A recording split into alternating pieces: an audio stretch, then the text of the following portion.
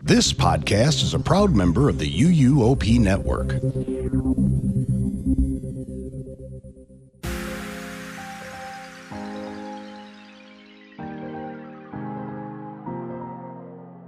This is episode 599 of the unofficial Universal Orlando podcast for February 20th, 2024.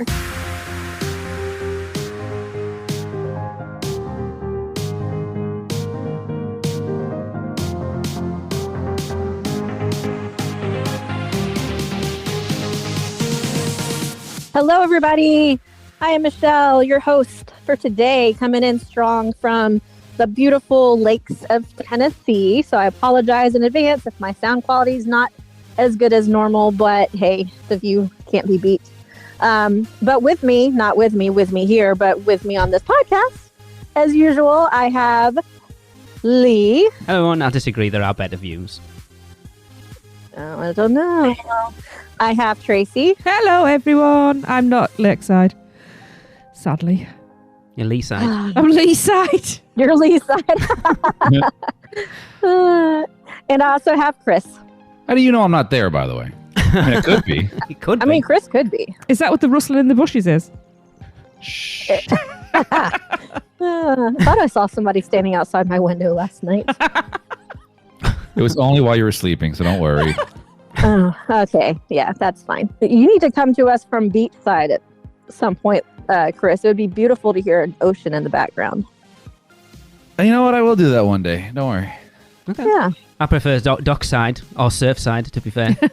Ooh. What could we Yeah. do? Railway side, airport side. I don't know. Yeah. Anywhere Well, we but might- home side. How about that? Yeah. All right. Well, guys, this is going to be a very clip-heavy episode, but we think you're going to enjoy it. I've heard all the clips that we're playing, so yes, I think you will. I think Okay. it's an enjoyable clip. I hope so. So as you heard 2 weeks ago, Chris headed out to opening weekend of Mardi Gras and met up with quite a few producers. I didn't have FOMO at all, don't worry. But also recorded some audio of trying this year's food. So we're going to share those clips throughout the episode. So here's the first. You're ready for some 4 more then. Oh, man. What's up, guys? We are here in the parks for Mardi Gras opening weekend, and we're going to be doing some recordings, trying some foods, and we're at our first stop. And by we, right now, I am joined with David. Olo. Joni. Hello. My better half. Hello. And Miss Helia.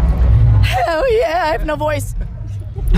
All right, so we just tried a couple food items, and we're going to quickly comment on that. So we had the fried green tomato po' boy, the chicken and andouille sausage jambalaya, Your drinks. category 5 cocktail, a espresso martini, and a pina colada from Puerto Rico. What up? You should apologize for the sound check that's going on right now for Walker Hayes tonight.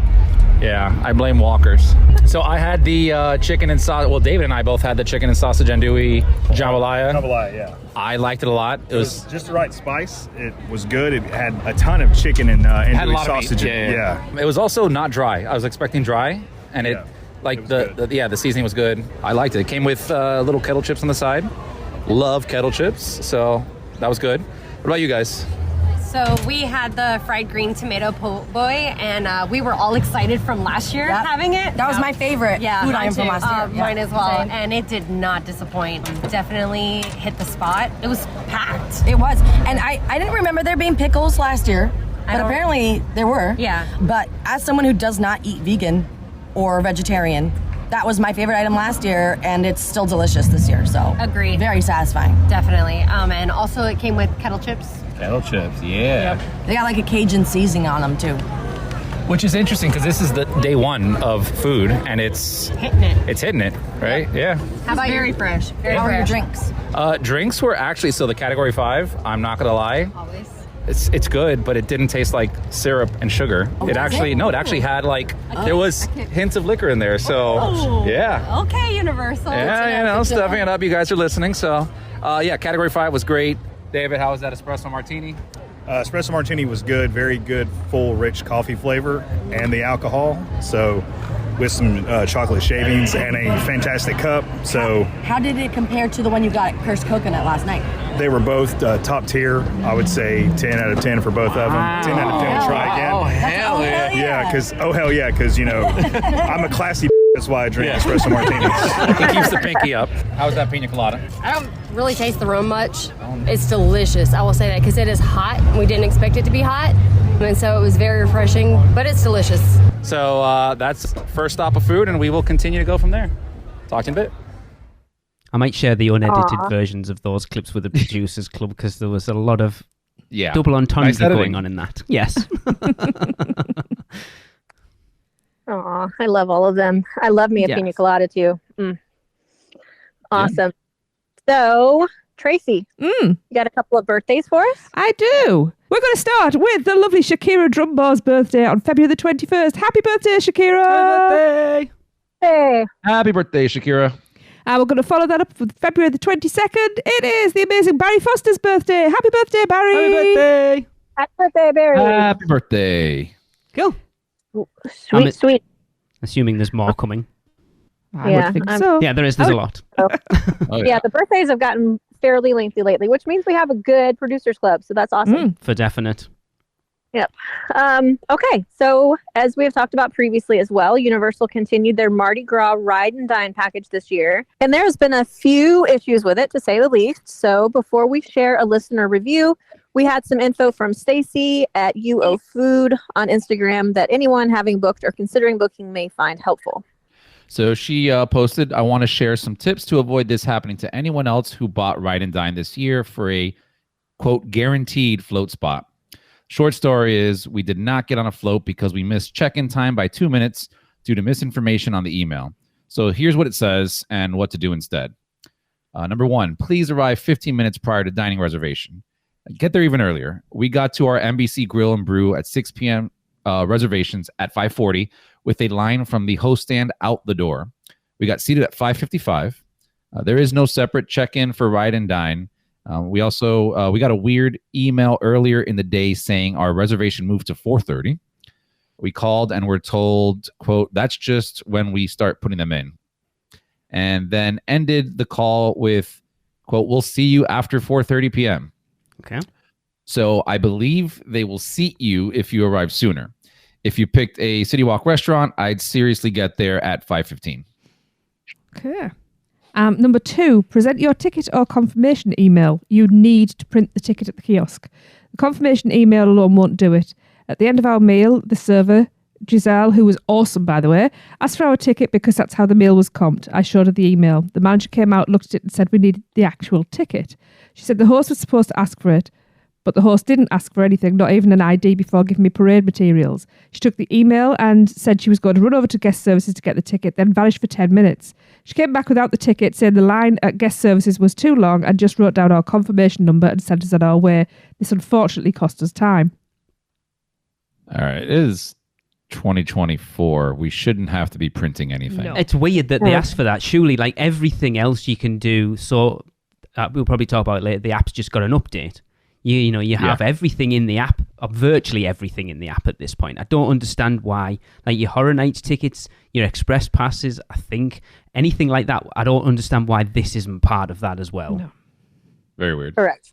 I mean, Disney's been allowing you to input confirmation numbers into their app for a decade. So it's not like it's new technology. Well, this is what... Look, I'm going to get on my soapbox for once only in this episode. This is what worries me about Epic Universe. That little things like this, they can't even seem to get right, having been doing stuff like this for years and years and years, and yet they still have issues with it, and yet you're going to open a brand new park with all this stuff that you've never done before and expect it to go smoothly. It does worry me. Yep. Number 3, please arrive 30 minutes prior to parade start time. False. Saturday's parade started at 7:45 p.m., which would be a 7:15 p.m. check-in time. About halfway through our meal, I looked up the materials given to us and noticed the check-in time was changed to 7 p.m. We skipped dessert, wrapped up service with that 10-minute ticket delay, and booked it 2 studios. All the lines were long, so we probably lost another 5 minutes there. We got to Animal Actors at 7:02 only to be turned away with several other people. Wow. That's crazy. Now, you've paid money to do that, Yeah. and you're getting turned away by 2 minutes, Yeah. even though originally it says get there 30 minutes prior, which is 7:15. So I get it having to be on time, but we're talking 2 minutes here.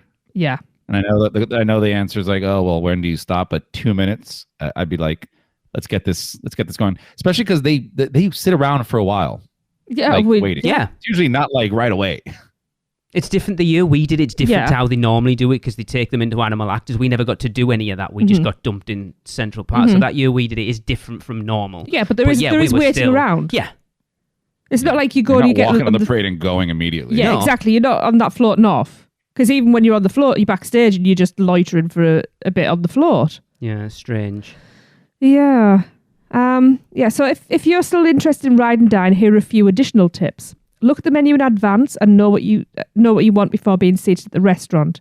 Let your server know immediately that you're doing Ride and Dine and have them put everything, yes, even dessert, in at once to expedite your meal. Makes sense. There is 0 grace period for the check-in time printed on the card, so plan on arriving prior to that time. Consider sticking with Finnegans or Lombards. This will save time by cutting out the front gate. I counted at least 23 others affected, and all of us seemed to be from MBC or Cowfish.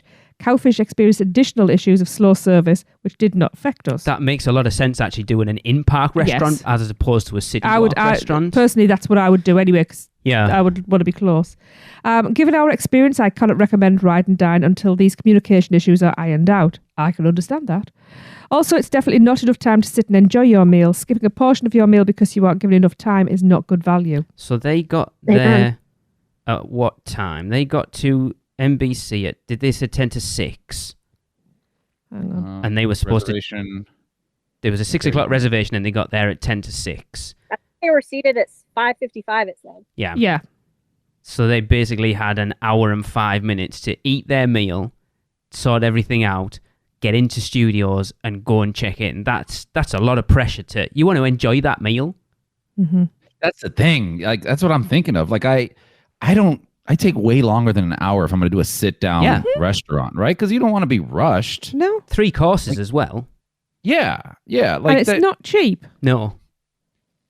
It's weird. Yeah. I mean, I just sell the ticket for the riding by itself, you know? Or do the Ride and Dine, but just give you a comp ticket for a meal at a restaurant to use whenever you want to use it. Yeah. It makes no odds when you use that meal. No. So just do it that way. Well, this could be, I guess, from a crowd perspective, this could be Universal's way of getting people in at a time where restaurants aren't that busy. Possibly. That's a good point. Right? Yeah. It makes sense. Like, oh, we're gonna give you Dine. Come dine at 5 o'clock for dinner. You know, or 6 o'clock. Yeah, but whatever that's it is. right at. I mean, that's right at dinner time, though. Mm-hmm. No, I mean, there's not that many people out of the parks, right? I don't know. People You're with gonna be kids, more in the there's park at that time. There'll be more people with kids in the restaurants at that time, I would imagine. And to be fair, unless the park's open really, really late, not a lot of the sit-down places inside islands or studios are open at that point anyway. Maybe it should be lunch. Yeah, Right. it's a strange one. Guys, they did this last year, and there were none of these issues. No, that's weird. What's going on? So But what the heck? yeah, I don't know. Very strange. Very. Miranda did it last year and said it was fine. It was fabulous. Interesting. But so Lauren, one of our Producers Club members and also one of my agents, just did this, I believe it was last week or the weekend before. And she said the exact same thing. They didn't miss their time, but they arrived like right at the time that they were about to be turned away, thinking that there's plenty of time extra. Yeah. So she said for my anxiety. Yeah, it's stressful. It shouldn't be that stressful. And that, what Stacey's been talking about there, for me, I would find that incredibly stressful.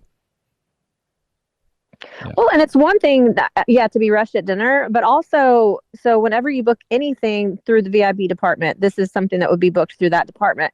They send you out like a separate email after you book it, and that has all of your information. There's no reason why that should be inaccurate as to what your arrival time is. Exactly. That's such a simple thing to get right. And if you manage to get on, like, not miss that cutoff point, that pressure and that stress from basically throwing food down your throat and having to book it everywhere, that's going to carry on to your experience on that float as well. And be stressed out and not enjoy it as much as you probably should. But this is why I wanted to put, because I've been talking to Stacey, and this is why I wanted to put it in just for anybody that is going to do this. Be well aware. Yeah, allow much more extra time. Yeah, and arrive at the restaurant early. They'll take you early as long as there's space available. And especially if you arrive at like 4 o'clock, right when dinner is starting, there's plenty of tables. Yeah. They'll take you early. Yep. I don't know. It's just kind of crappy, though, having to be forced to eat dinner early. That's just my take on it. Yeah, we're not 70. No. Yeah. let me eat after the parade. Yeah. So Stacey did get a full refund, but also received another email a few days after this from Universal stating that moving forward, all dining reservations will be brought forward by 30 minutes. So an initial 3:30 reservation will now be 3 p.m. But to make sure to arrive at your selected restaurants 15 minutes prior to your reservation and to check in 45 minutes prior to the parade time for your float riding. So they are adjusting it already, but it's still, it'd be interesting to hear from anybody who's doing it after this to see if you have any issues with it. Definitely get in touch and hopefully they'll get it ironed out. It just seems strange that it was fine last year and then this year it isn't. Yeah. I don't understand.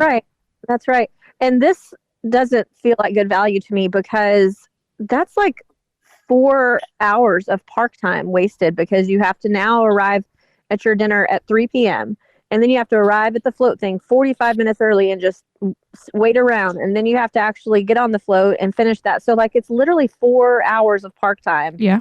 I know that's worth paying that much money to miss that much of my day. Yeah, I mean, we know that from when we did the parade float ride before. It is you're basically devoting your entire Mardi Gras evening to that parade float. Yeah. I mean, even when we did it before for the first time, we just literally sat on the floor for a couple hours. Yeah. We didn't get to do anything Mardi Gras other than the parade. Mm-hmm.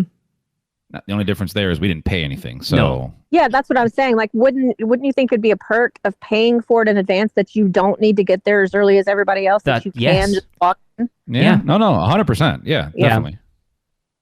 Yep. Wow. Well, information for those that are going.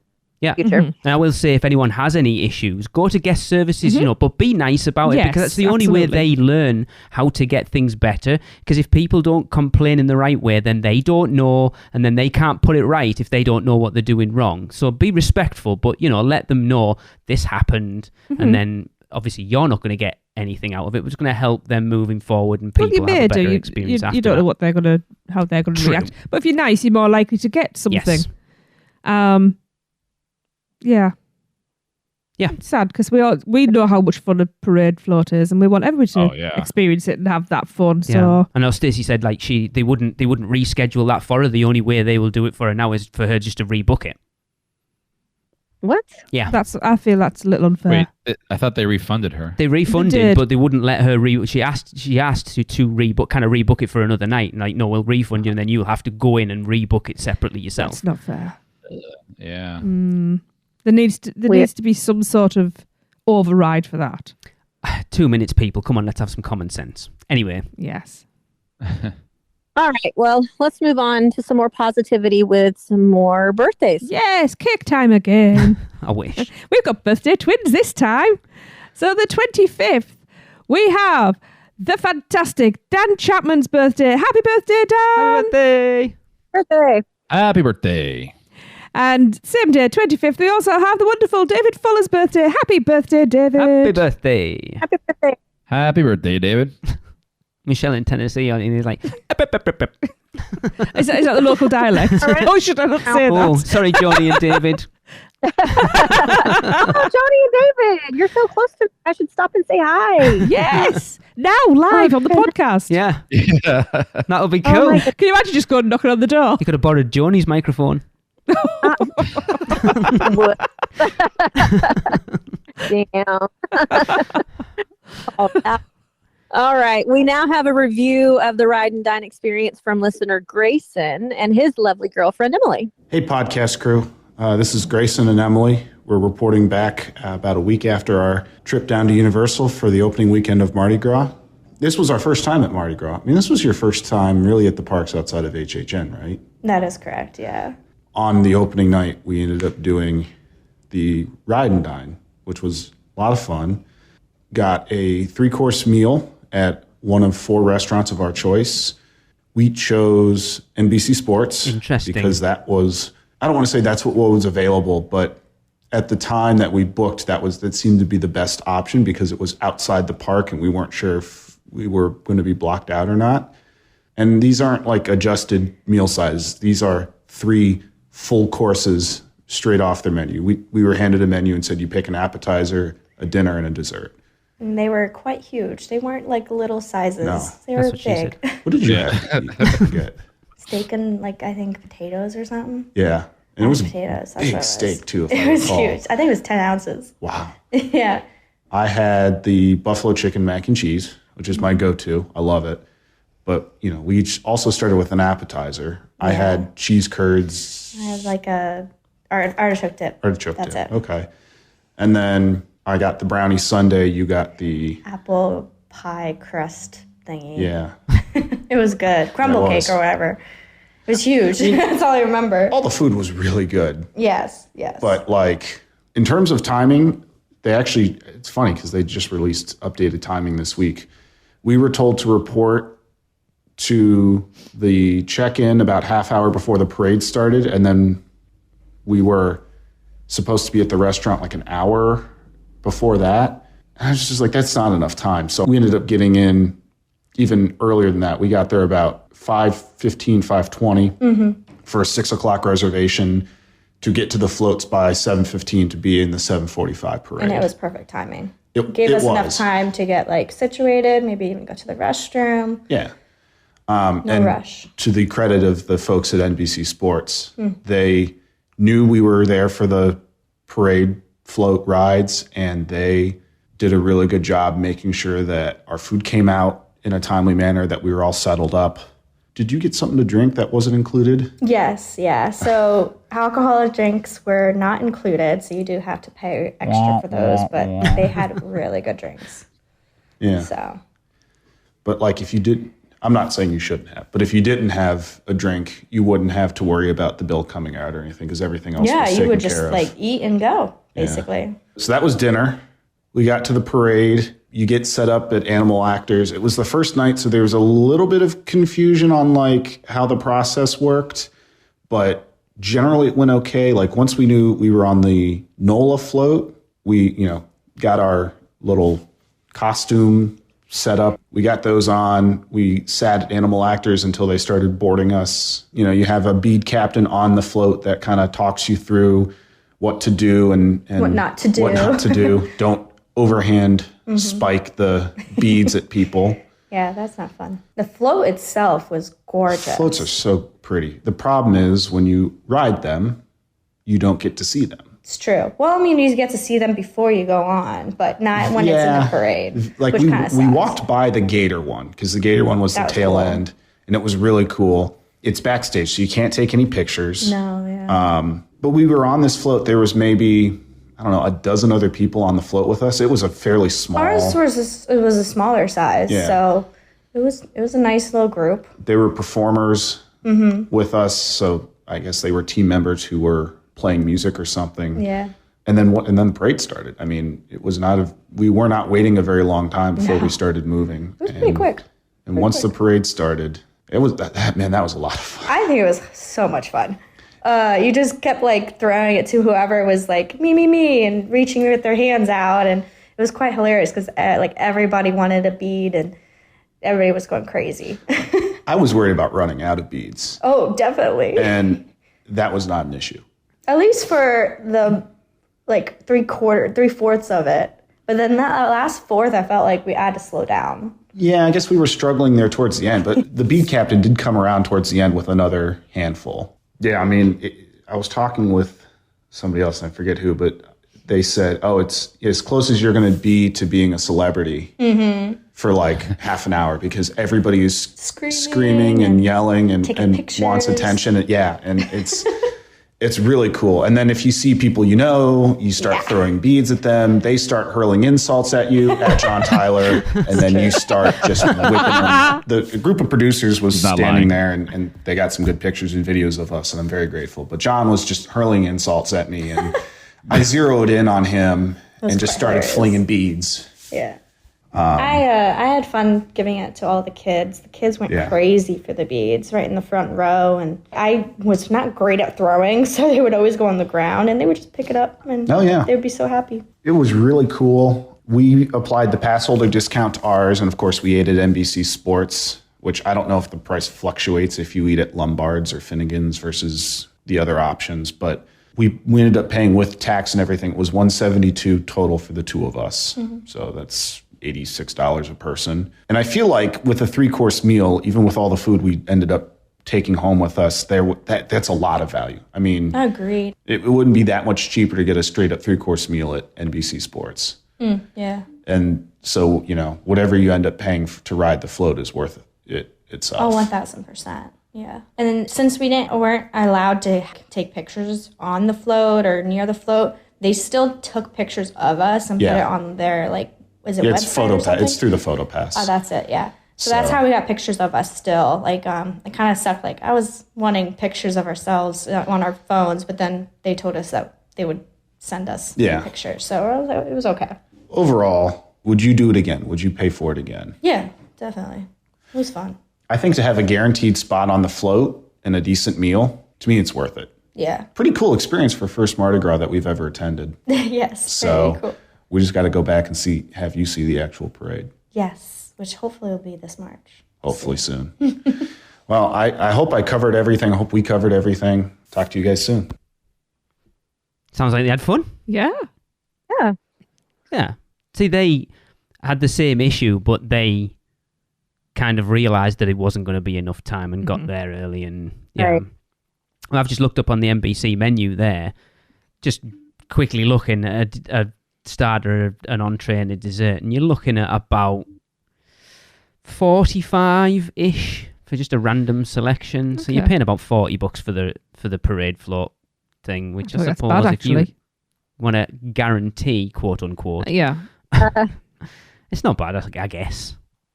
I mean, it all depends what you value, right? Yeah, exactly. And that's why I never got angry with Universal when they brought this out, because those free places are still there.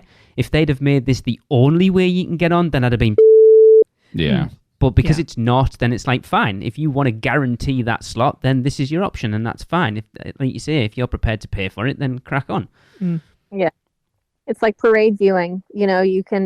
Everybody can watch the parade or the fireworks over at Disney for free, but you can also pay for a dessert party and have guaranteed good view. So let's just we've done dessert parties at Disney, and that doesn't always guarantee you a decent view either. But let's not go down that route.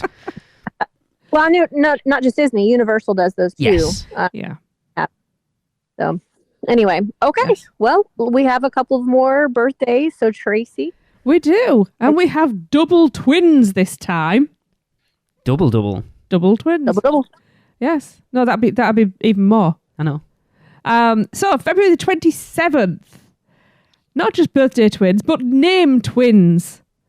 And with their surnames, do you know, there could be some sort of, Miami Vice and stuff like that. I knew that's where you were going to go. Hubs and White. I'll quit the jingle quick. John, get on it. So we've got the Nicole twins. We have...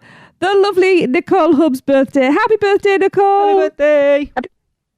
Happy birthday, Nicole Squared. I swear Michelle is saying happy birthday, you're just not hearing it. And also the equally delightful Nicole White's birthday. Happy birthday, Nicole! Happy birthday! Happy birthday. So now I demand that you get together and create some sort of super sleuth team because it needs to be done, obviously. Awesome. Okay. We have yet another live from Mardi Gras with Chris. Oh, not him again. Ugh. Okay, and we're back. We've been stationary near Fallon by Columbia. For 2 hours. We've been here for way too long. So we're by Columbia. We grabbed a couple of the items here. We grabbed the Colombian burger. It's delicious. I had it. We also had the arepa de cholcho, I think it was, which is, it's like an arepa if you have one of those. So it's like cornmeal, cheese, griddled, but they put honey. But I'm not just eating all this by myself, so I'm going to have some different voices coming in here. We have a new voice. We got Hope here. Say hi, Hope. Hey, guys. All right. So what did you have, Hope? Okay, so Jillian and I split because we couldn't decide between things. So we split the Colombian burger, which is excellent. The patties are really flavorful. There's like a little bit of a pineapple slaw action, delicious. We also split the arepa, which honestly, it was the dark horse. The dark horse of the Colombia stand. The arepa has overtaken the tomato po' boy for me. Oh my God. I don't know if I can make that claim yet because they're both different. Because I love the po' boy as well. Somebody will fight you on that right now because somebody just rebought the same dish, which we're not dish shaming right now. We're not dish shamers here. No. Sounds like it to me. Joni, what did you just have? So I just enjoyed another po' boy, and I have no regrets. I caught Joni. I caught Joni in the corner, just in nirvana, just with her po' boy eating the chips. She wasn't. You were in heaven there. I was. Yeah. I won't lie. No shame. Yeah. And you do get a lot of food with that po' boy and the chips. Yeah. It's a large amount. Well, especially with it being the first day too. The bread is so soft. It's not hard. It's so soft, and they're so crispy. Like, no sogginess. Again, so it's good. I don't want to jinx us, but we've been having really good food so far on day one. Okay. The aguardientes, something. So basically, Colombian, their version of vodka rum mixed with juices. So you guys had it. It's a punch, but it's very light. It's not overly sweet. It's not overly it's not too flavor. There we go. It's very refreshing. I taste almost like a little bit of almost like a sambuca. It doesn't say that there's sambuca in it, but it's delicious. I really am enjoying it. Oh, we have Jenna right here as well. She just showed up. Say what's up. What's up, guys? So what did you have, and how was it? I had the sausage jambalaya, and that was really good. I was like, do I go back for seconds? Do I try something else? I then went and grabbed a pina colada in the souvenir cup, drank that down. That was fantastic. And then walked around and came back and had the burger here at the Columbia booth. How was the Columbia burger? Oh man, that was so good. Okay. So far we're getting a lot of goods. Nothing but hits. Nothing but hits. We've only stayed in the corner of the park for the past 5 hours, so... I will say, when I met up with the group, we were over by the Alcatraz bar, and I'm not sure, I think it might be the Philippines booth, and I had the lumpia, and that was really good. There was also a noodle dish over there that I may need to go get. It looked phenomenal. It looked so good. I saw it coming out. We'll go. Okay. It was those really thin glass noodles. I forgot what they're called, but they're really... Like the Korean glass noodles? I'll bring a po' boy. Yes. Shoni will meet everybody with her po' boy. John, say hi. Hello. What did you have to eat? I don't know what it was called. It was a slider of some sort. Columbia there was burger. beef involved. Muy excelente. Muy excelente. Hi, this is David. Papi David está aquí. How was it? Excellent. Actually, much better than your average theme park food. It felt well prepared. They put a little care into it. There's some love as an extra ingredient. Every bite was flavorful. Okay. Every morsel was juicy. And now we'll talk about the burger. 10 and 10 would buy again. And the burger. Francesca, would you like to say hi, and what did you have? Howdy, y'all.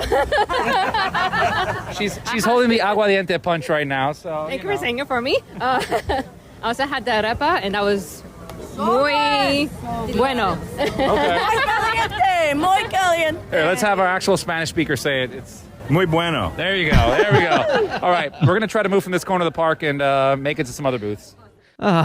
Yeah, if you couldn't tell, those recordings as you're hearing them are a few hours apart, and yes, more and more drinks were consumed. So as it should be. Yeah, and more Producers Club members just kept showing up. Literally, they were flowing in. Yeah, it's I don't want to rub it in. I'm sorry. It was fun. I hate you. That's okay. I'll take it. I'll take it. Oh, it's killing me because this year. I think there's literally less than half a dozen items that I wouldn't eat or couldn't eat. Well, it's going to get worse because you're recording the next episode of Taste of Universal on Thursday. I know. All Mardi Gras. All Mardi Gras. Yeah, it does sound like a good year, and I don't have any plans to make it to Mardi Gras this year. But man, this menu killing me. Yeah. Yeah. Calling me. All right. Well, let's take a break from the food real fast and hear from our sponsors, Portkey Vacations. Man, we need a vacation. Oh, I got this.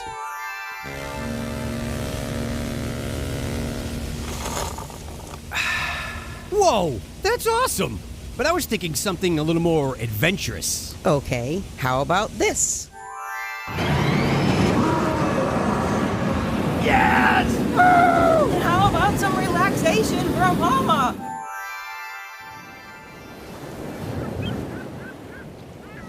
Oh, perfect.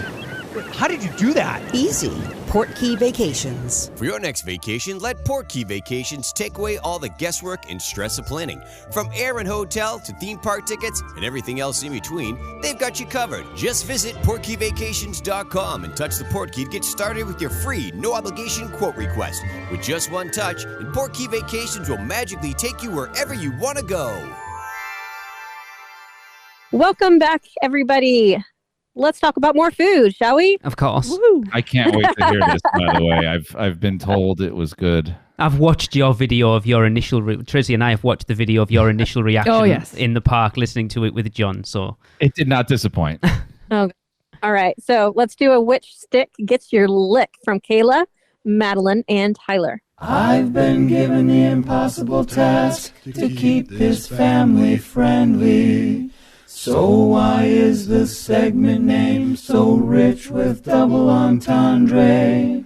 We all know what you're trying to say with the segment name that you picked. I'm not even gonna go there, so which stick gets your lick? Which stick gets your lick? Oh, hell yeah. Lick it, baby.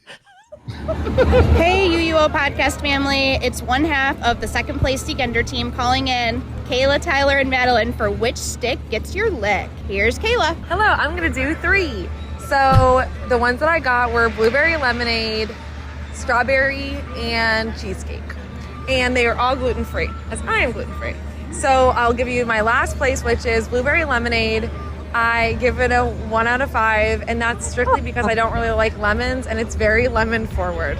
It was sour, and I think it's the only one I didn't finish. Strawberry gets a 4 out of 5, and the reason it's not a 5 out of 5 is it's a little bit too sweet for me. And a 4.5 out of 5 is the cheesecake.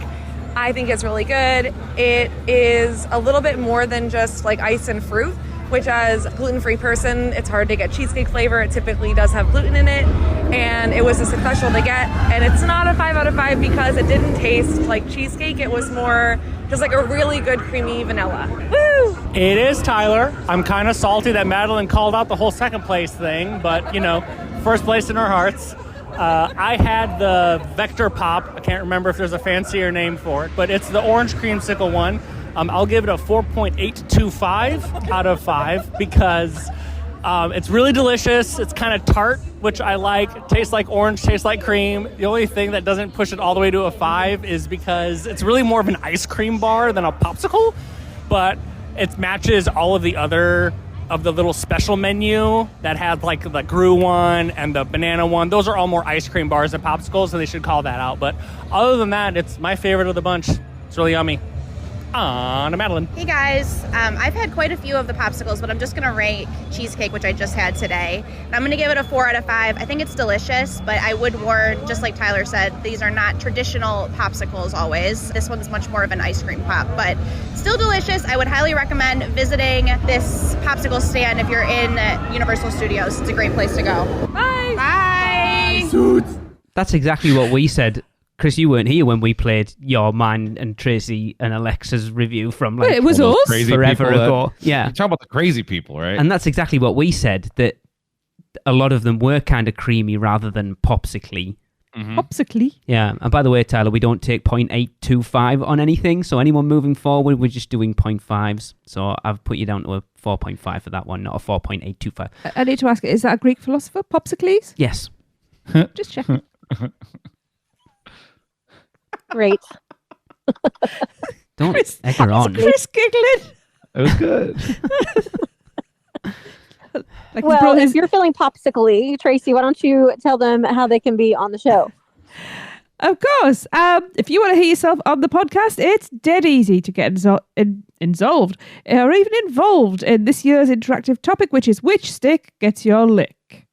All you have to do is go to Freeze Ray Pops at Illuminations Avenue's Minion Land and try as many of the pops as you care to and record yourself ranking each of them out of 5 with 0.5 only as the divisions. Not 825?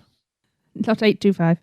So 1 being... Oh, hell no. And 5 being... Oh, hell yeah. And send them over to us at podcast@uuopodcast.com. Bonus points for recording your ratings while at the park. I mean, you don't actually get any points, so bonus points is no more points, but you know. You get a 0.825 bonus. There you go.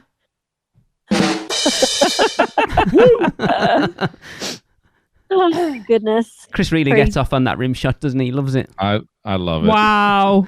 That's what it's called. I know where you went, Tracy. Yes. All right, Tracy, let's put this train back on the tracks and head into March with some birthdays. Yes, indeed. We have 3 for this little section. Oh, who's this guy? Oh, I know. Who he is. Nope, doesn't ring a bell. March the 2nd sees the one and only. They definitely broke the mold with this guy. Happy birthday, David Griswold. Happy birthday. Happy birthday, Papa David. Birthday. Feliz cumpleaños, Papi David. And on the 3rd of March, we have the fantastic Shane Stute's birthday. Happy birthday, Shane. Happy birthday, Shane. Happy birthday, Shane. And then on March the 4th, we have the lovely Brandy Thomas' birthday. Happy birthday, Brandy. Happy birthday. Happy birthday. Happy birthday, Brandy. March is awesome for birthdays because there's awesome birthdays in March. Oh, is there? Yeah. It's the best month for birthdays. I better have a look. All right. Well, if we have to hear from this guy again, I guess let's head over to Chris again for a live for Mardi Gras. All right, and we are now in the Philippines, San Francisco. We passed a Bloody Mary booth. Nobody stopped for Bloody Marys because it's way too late in the day. But we did get to try some Filipino food. What did you have here, Alexa? So I had the pancit baihon, which was basically rice noodles, sauteed veggies, chicken, garlic, soy sauce. It was phenomenal. So good. I think like everybody at the table here had it. And then I had the pandan cheesecake. It's a plant that they extract and muddle and make it into a cheesecake. And it was great. I don't know how to explain the flavor. It was very different. But it was so good. John, what did you have? You had those The crispy lumpia, or as I have called it, the Oompa Loompa. It is actually it's very good. It's like almost like a little chimichanga stuffed with pork sausage, but the filling, the pork is there, the same pork flavor, but the spices are a little different and really good. It's like a skinless sausage inside of a crispy egg roll. The sauce that comes with it is a complete waste. It tastes like butt filtered through a sock. It makes an onion aftertaste. Don't use that. But on their own, they're delicious, filling, and really savory. So highly recommended. Last but not least, what did we have, Francesca? I had the buko juice. which comes in what looks like a coconut. Like a coconut bra that was cut up. So they just bought a boatload of those and made it there. And another one to match. And so it comes with coconut water, coconut milk, coconut cream, some kind of extract, I can't pronounce it, sea salt, and it is a coconut creamy goodness. Liked it. All right. I don't know. You heard Chef's that kiss. She just gave chef's kiss. I asked her, I was like, are you eating the ice? She's like, no, there's like and there's some like gummy thingies in there too. Okay. I don't know, like boba? Kind of, but like coconut. It's like a coconutty boba. So Tracy's worst nightmare is what you're saying. Oh, yeah. And then Joni got a fried green tomato po' boy. Yeah, my po' boy. No, just kidding. I had the noodles. Yeah, the noodles were... And the cheesecake. Yeah, the cheesecake really was my favorite here, though. I love the noodles, but the cheesecake was delicious. Really? I have no idea how to describe it. It was so good. I have no idea, but it was great. It's very unique. Yeah. It was delectable. Okay. That's what I would say. Jenna, anything to add to that? Absolutely love the noodles. I'm a huge fan of the Asian cuisine, so it was cooked really well. The meat in it was really good. And overall a fantastic dish. It comes with the lime on the side too, so adding the lime juice does bring out some of those flavors a little bit more. Basically, the moral of that story is get the nudes. I don't want to jinx this, guys, but still, we're 4 for 4 right now? Yeah. We haven't had anything. Everything's been hits. Even the drinks. And well prepared. Yes. We will say we were a little put off by the length of the lines in some of the booths, but they are moving quickly today. So even though they look long, we haven't had to wait more than, 5 minutes? Yeah, that's what she said. Oh, So she's saying don't let the length put you off. All right. See you in a bit. Wow. It annoys me because it's like, can you imagine if we all lived in the Orlando area and we could do this in the parks every week? It would be amazing. Would be just having the fat park as- noise, not even necessarily the eating. The brokest, fattest people in the Yeah, world. can you imagine? Can you imagine us just sat at a table in port of entry recording this podcast? It would be awesome. Yeah. With the sounds of port of entry going on behind us. Be amazing. Hey, And it's if the you'd plan like to for me to help- be a Central Florida resident after 5 years. So we're just going to be waiting on you and Tracy. Well, if you'd like to help, here's the address for our GoFundMe. No, I'm kidding. I am kidding. No, I already Get the told you that. Malibis to Florida permanently. Portkey credit card Permanently. needs warming up. Well, no, all we have to do is get there. They've got to find us and catch us to send us home. I hope That's true. immigration's not listening. Listen, we have enough of those here, so you'll be perfectly fine under the radar. Exactly. I mean, Portkey could give you a work visa, so I guess you're covered there. Awesome. Learn a little bit of Spanish, and you'll be just right there with Papi David. Coccinha. Oh, goodness, that's great. All right. It's been a little bit since I've heard from Seth, so let's do a little things. Hello, this is Seth Kaburski from the Unofficial Guides. My last appearance on the podcast got preempted by all of that big epic universe news, so sit back and relax because I've got a whole lot of little things that are new around the Universal Orlando Resort to talk about. Before we even get into the resort, you're going to want to update your Universal Orlando app on your iOS or Android smartphone. The app recently received a whole new look, and in the coming months, we're going to see new features added to it as well. And if you need park admission, they've got a couple good discounts going on right now. Florida residents can get 2 days of free access to the parks with the purchase of a 2-park 1-day ticket. And even if you're not a Florida resident, you can buy a 2-park 2-day ticket and get 2 days free. New annual pass holders can get 12 months of the Peacock streaming service for free if they join up between now and March 22nd. And if you are as excited about all that epic universe news as we were, right now you can purchase the first logo t-shirts for the new park at shop.universalorlando.com.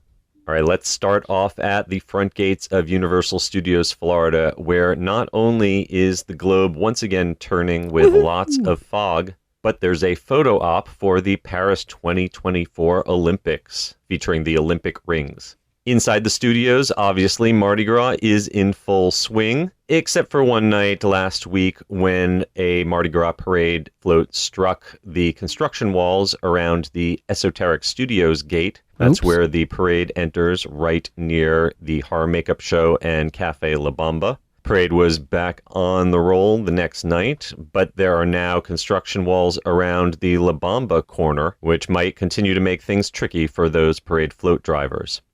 I noticed that this season Mardi Gras has even extended to the Coke corner over by the Men in Black bathrooms. They've updated the video screens in there with some Mardi Gras beads. Inside Diagon Alley, construction is continuing on upgraded wand experiences. In Nocturne Alley, we've still got construction walls next to the tattoo parlor. The candles that kill the bird are currently offline. And work is also being done to the spider effect next to that. On the opposite side of the lagoon, construction continues on DreamWorks Land. Shrek's tree stump home now has greenery and moss all over it. And there's a photo op for Kung Fu Panda 4 in front of animal actors. Speaking of animal actors, maybe the biggest little piece of news that I have is that animal actors and E.T. have moved. Yes, that's right. They are no longer part of Kid Zone, which no longer exists. Instead, they've officially been absorbed by Hollywood. On the new park map available in the updated Universal app I mentioned earlier, Hollywood now stretches all the way from E.T. and Animal Actors to the exit gift shop It's a Wrap. And while I'm talking about Hollywood, you only have until April 7th to try out the Monster Makeover Airbrush Makeup Experience inside the Five and Dime gift shop on Hollywood. It runs $65 to $125 with no discounts available. You can pick from one of 38 different looks, and you can make a reservation at shop.universal.com. After it disappears, we expect something similar to reappear in the Dark Universe area of the upcoming park. And just across the street, I want to give my best wishes and condolences to the cast and crew of the Mel's Drive-In and Dance show. It closed up on February 9th. Hopefully we'll see some of the same folks appear in the Mega Movie Parade. That's the trademark Universal's filed for the expected upcoming character parade, which we think will feature classic Universal franchises, including the Ghostbusters. Reports are that Elliot Hansen, otherwise known as DJ Lobot from Star Wars Celebrations, who previously has restored Back to the Future cars, has gotten his hands on an Ecto-1 that'll be making an appearance in the park in the not-too-distant future. Awesome. And along with that expected parade, the anticipated return of the Lagoon Show seems to be moving along with fountain testing spotted at the studios. Now it's time to head over to Islands of Adventure, where you will not find Mardi Gras food booths this year like we had last year, but you will find some merchandise, including an updated All Hallows Bayou shop that is selling the adorable King Gator popcorn buckets right now for $30. The biggest change over in Seuss Landing is the reopening of Circus McGurkus Cafe Stupendous, which has a brand new menu and a new style of service. It's now similar to Minion Cafe, where you'll be seated at a table and then use the app to mobile order for table delivery, or you can pick up from the outdoor window, which has recently been added to the far right of the cafe entrance.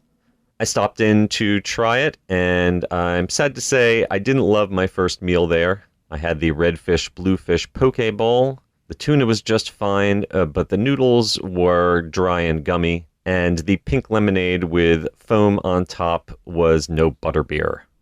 Heading into the wizarding world of Harry Potter Hogsmeade, those wand upgrades I mentioned in Diagon Alley are also happening over there. There's construction walls right now around the Dogweed and Deathcap windows, as well as walls way in the back of the locker area for Forbidden Journey. Next door, Jurassic Park has been having some issues lately. The Jurassic Park River Adventure refurbishment had to be extended a few days, but that's now back open. Now it's Popeye, Meeship, the Olive, and that whole island and two lagoons surrounding it that is closed through March 15th. Velocicoaster also had several days of downtime, but it's been back up more or less since February 8th. And one piece of good news, the dinos having a tug-of-war over a slice of pizza on the Pizza Predatoria sign are finally back and moving once again. In the never-ending saga of the Toon Lagoon water effects, most recently the dog fountain was splashing, but everything else was dry. And it looks like the rocket ship in front of the Flash Gordon entrance to the main store has been permanently removed. Marvel Superhero Island is still a maze of construction walls as facade refurbishments continue, but the Lemon Slush stand is once again now open, as is the main entrance to the Spider-Man attraction. And last but not least, the Caramel Corn stand at the front of Islands of Adventure has been missing in action lately. Hopefully that is not a permanent closure. All right, as we exit the resort through City Walk, I'm happy to report that the Cursed Coconut Club has come back for the Mardi Gras season, and you can spot the American Sirens singing group in there on select nights from about 5:45 until the DJ comes on at 9 p.m. Next door, the Bob Marley Club celebrated his birthday on February 10th. And finally, if you use the valet parking at Universal, the automated valet machines are once again closed. All right, that'll just about do it. As always, you can find me and my books at theunofficialguides.com. And until next time, I am Seth Kabursky, keeping an eye on all those little things for you. Little things? I mean, to be fair, it's like 4 weeks worth. Yeah, that was definitely little things. Have you guys seen the Monster Makeover thing? Yes. not in person. It's pretty cool. It looks pretty cool. It does. The price isn't very cool. No, it's true. No. We got a message off, because Seth got some video for us for our Instagram, and I posted it on our Instagram. We got a message off a friend of ours who we've had on the show before who works for Universal. I was like, do you recognise anybody in that? And then Tracy and I looked back through it and went, oh, my God. I know who that is. That was pretty cool. But yes, you're right. It was expensive. Yeah, I wish they would do that during Halloween Horror Nights.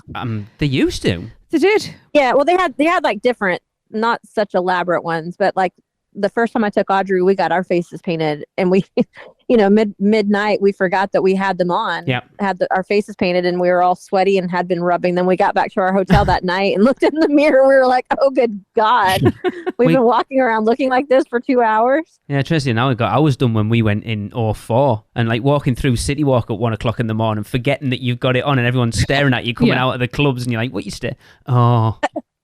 They were somewhat elaborate. Oh, they were the ones years ago, because I never did it, but I remember like my aunt would go to Horror Nights. She's been going to Horror Nights since I think it started, and I bumped into her like twice, 2 different years. I'm talking many moons ago.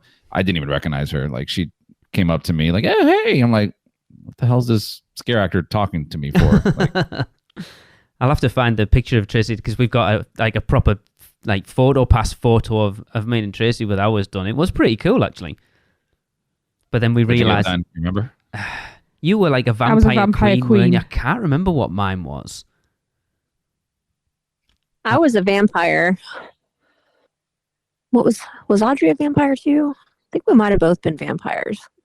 But by the end of the night, we just looked like freaky clowns. We must have done quite well. Yeah. Because I was lasted. I think we were aware of it though, weren't we? Yeah.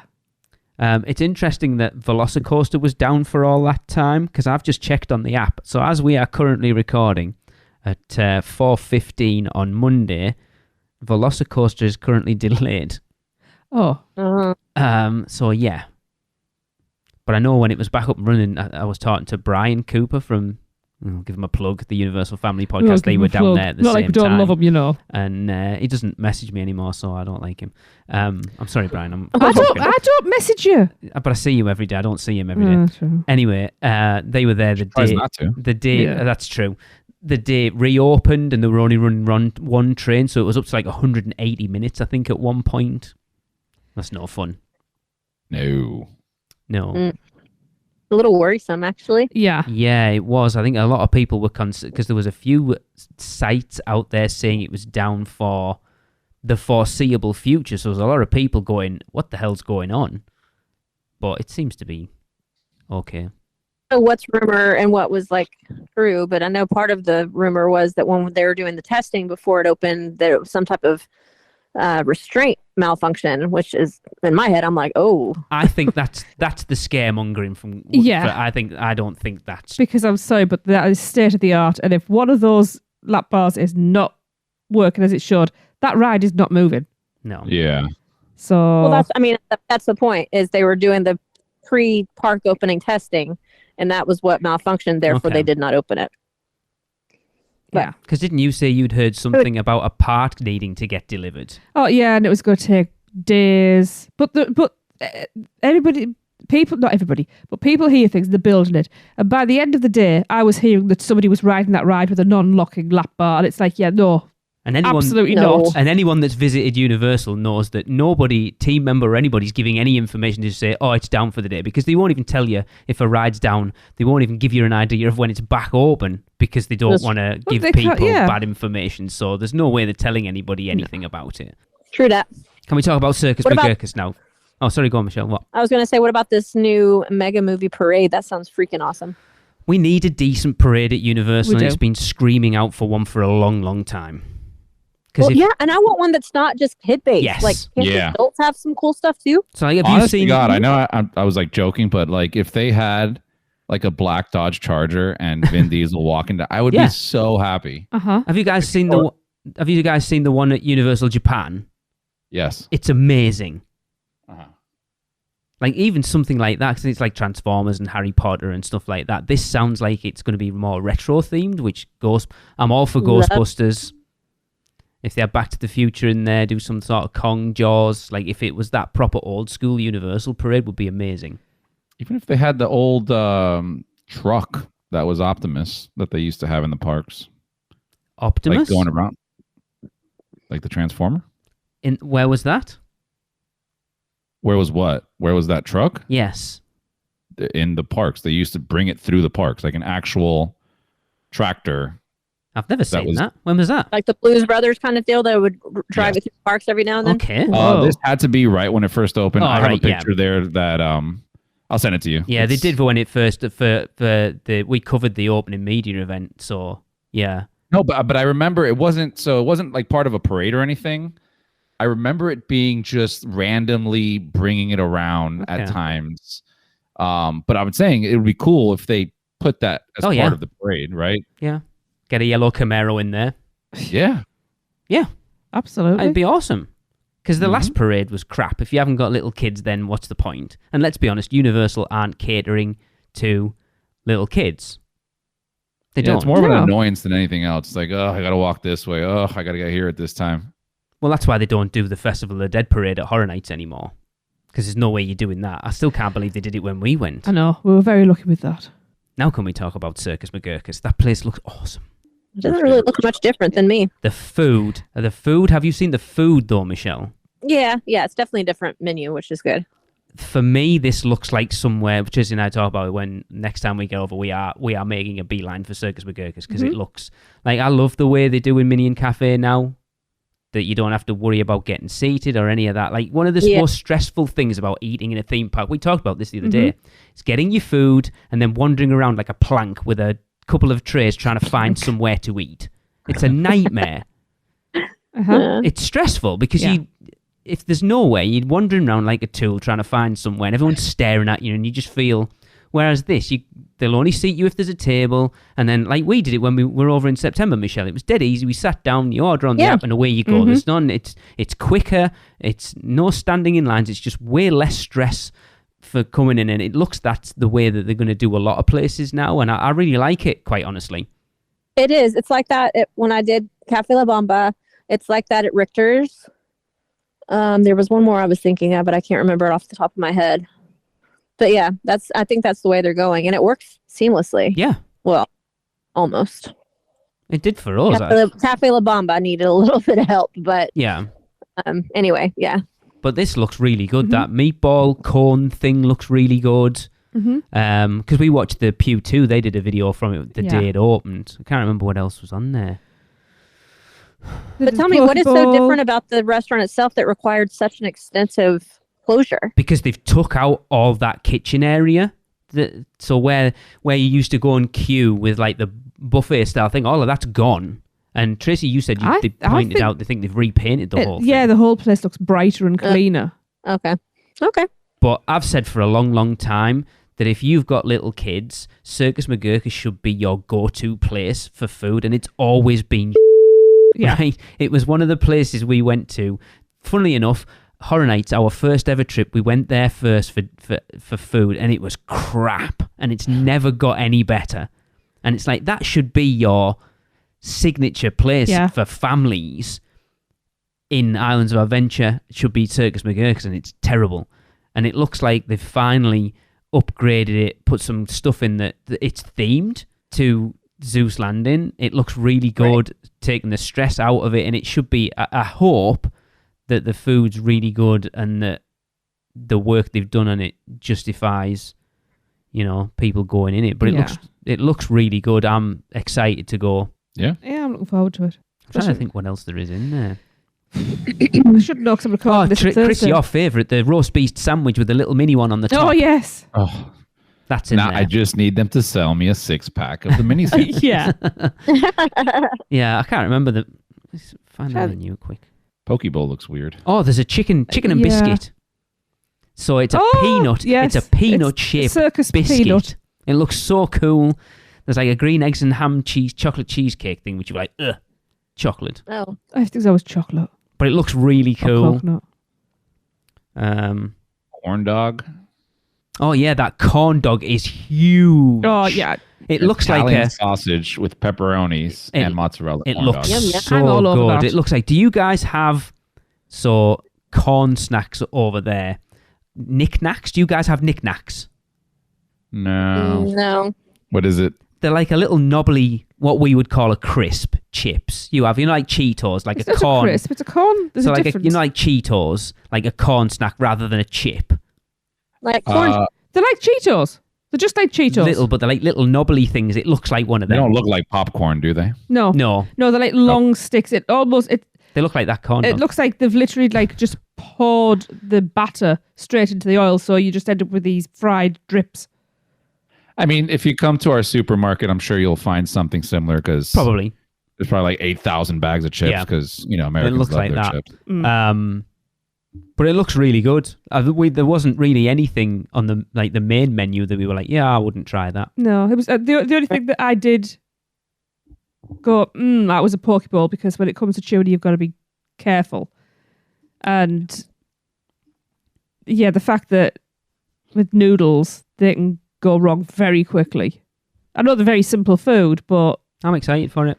yeah, I'm really looking forward to it. And again, it's Cool. somewhere that's not on my radar at all because it's always been terrible. It's usually the place you go when you don't want to sit outside in the sun and you've got your tater tots from Green Eggs and Ham. Yeah. So true. It's true. All right. Well, let's head over to Chris one last time for a live Mardi Gras. All right, and rounding up this trip, we ended off in Germany. I know we went to more places, but this is where we were. So in Germany, we have the chicken schnitzel, the Currywurst. Here, Grayson, go, tell them. Currywurst. And the other one? Käsespätzle. With me, I have John, David, Kyle, Grayson. Some more of this we got to right now. John, what'd you have? What'd you think? I had the currywurst. It's bratwurst with a curry sauce. It's not all that special. It's good. It's a little spicy, but not much. Okay. But, 1 to 10, I give it a 6.5. Okay. Very fair. David? I had the currywurst. I think it's one of the best bites. I had the Kassel whatever. Hold on. Käsespätzle. That was divine. It was really good. That was good. And we had the Mutzen. It's like a big-ass hush puppy that's kind of like lemon flavored. And it, Lemon pound cake. It's a fried ball of lemon pound cake. It was good. Germany, chef's kiss to you. Okay. Okay. Francesca, you had... I had Canada. I know it's not German. Actually, give us your Canada real But in quick. Canada, I had the candied bacon, onion poutine. It looked pretty. It was a really large pretty, portion. and it was really good. Very well spread. That's what she And- said. What do you give it? 1 out of 10. I give it a 8. Kyle? I had the beer flight from course. Germany. Go figure. Shocker. It was delicious. Okay. I liked it. Yeah. 1 out of 10?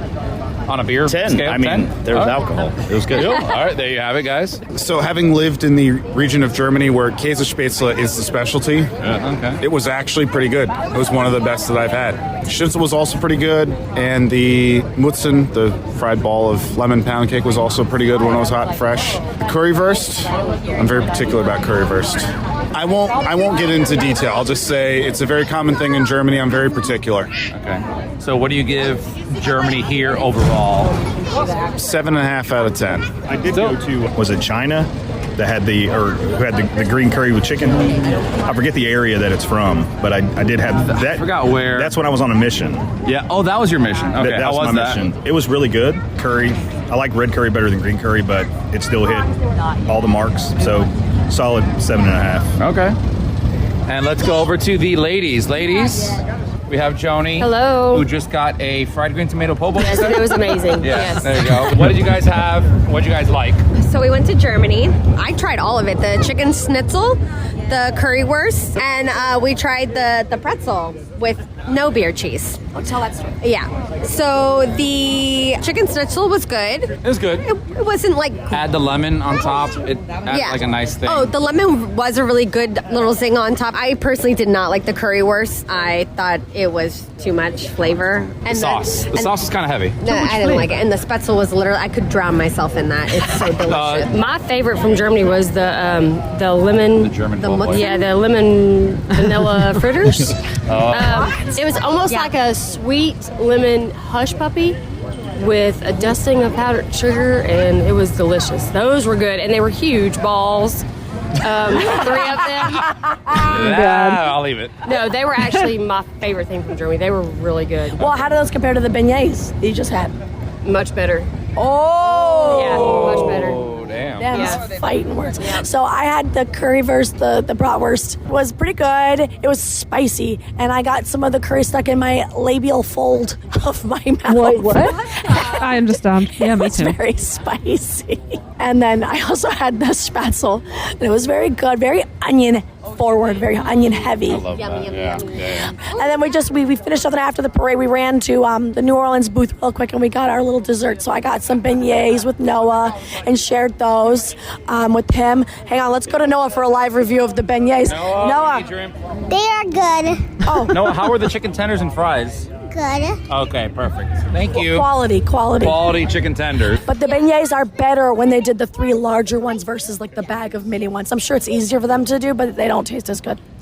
Becky, any input there? Did you have any Germany or? I did not have any Germany or beignets or beignets? anything, Okay. but I did have the, garlic shrimp salad thing from Thailand, and it was awesome. It is gluten-free. I will throw that out there to our friends.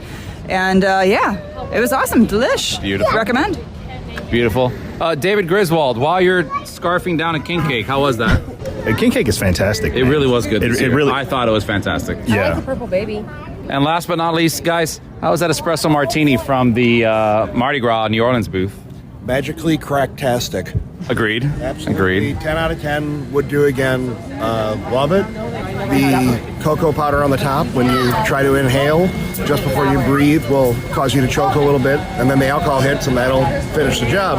But it's it's delicious. It's worth the pain. I highly recommend. I would give it 10 out of 10 for sure. And 10 out of hell 10. yeah. You had one as well. I did. You know, you can't complain about an espresso martini when one is handed to you and somebody says, 100%. enjoy an espresso martini. Yeah. Did you dip your beignet like we did in there? Nobody told me that was a thing. Dude, because you're still in Germany right now. Like, you're still doing the German schnitzels and all that. I mean, come on. The dipping experience is unreal. It's really, really good, especially when they're both. The martini is still kind of at the right temperature, and that nice hot beignet goes in. And I don't expect much from on top. Chocolate on top. Yep. David. I didn't expect much from a theme park beignet. Those were actually delicious. Hot and fresh, man. It's degenerating David, now. espresso martinis with beignets dipped in there. Need just the rating scale. 12 out of 10. 12 out of 10. I mean, That sounds I about can't. fair. I can't tell you how many espresso martinis I've had this weekend. I mean, it's only We've been had 2 a lot, days. actually, It's only been 2 days. All right, I think that's going to wrap up. Thank you very much for listening. We're going to end this Mardi Gras trip, but honestly, this year we've had way too many hits, not that many misses, and I appreciate that. So thank you, Universal, and we'll talk soon. Bye. It's killing me, all those people together, all my I'm friends. starving right now just hearing all that. I know. I don't know what's killing me more, the people or the food. I know. I'm Both thinking in equal about measure. calling Audrey and be like, Audrey, will you drive me down to Universal for just like a quick trip just so we can eat? Oh no, just send I it down think there she and bring would it do back. it. I'm not gonna lie, it was so much fun hanging out with all those people. bet it was. Like, it was so many people there. Like, I think 15. Yeah. In total, yeah, it was a great time. Sorry. Lee said again. no. Keep telling him I can be packed and ready to go in an hour. I've already priced it up. We can't afford it. He's already Not with tried. that attitude. I have priced it up though. That's the thing. For like 2 weeks' time. Were you pricing it up while you were listening to it? No, Well, if you start swimming now, you might be here before Mardi Gras. I wouldn't bet on it. Did you price up for 2? Yes, That's the problem. That's Just price the up pro- for one. that's I'll the be problem. fine. Yeah. You can hold the fort. That's a nice graduation present, if you ask me, Trace. Yeah, Mardi I Gras will agree. be finished by then. I'll just have to go now and then just stay for the duration. Whistle. Oh, God. They do have universities in America. Yeah. Just saying. Be careful be careful what you say right now, Tracy. I was just going to say I've got enough trouble with my own, thanks. Okay, guys. Well, that's going to wrap up the show.